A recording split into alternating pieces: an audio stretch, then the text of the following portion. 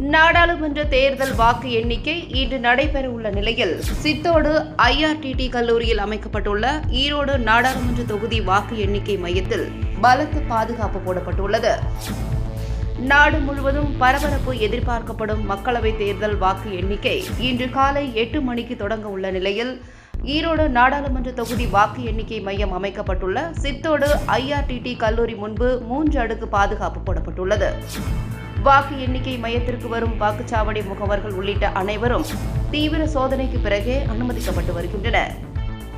அதேபோன்று ஈரோடு கிழக்கு, ஈரோடு மேற்கு, காங்கேயம், குமாரபாளையம், மொடக்குறிச்சி, தாராபுரம் ஆகிய 6 சட்டமன்ற தொகுதிகளை உள்ளடக்கிய ஈரோடு மக்களவை தொகுதிக்கான வாக்கு எண்ணிக்கை IRTT கல்லூரியில் தனித்தனியாக அமைக்கப்பட்டுள்ளது. இதனால் அந்தந்த தொகுதி வாக்குச்சாவடி முகவர்கள் தனித்தனியாக அமைக்கப்பட்ட தனித்தனி வரிசையில் மட்டுமே அனுமதிக்கப்பட்டனர்.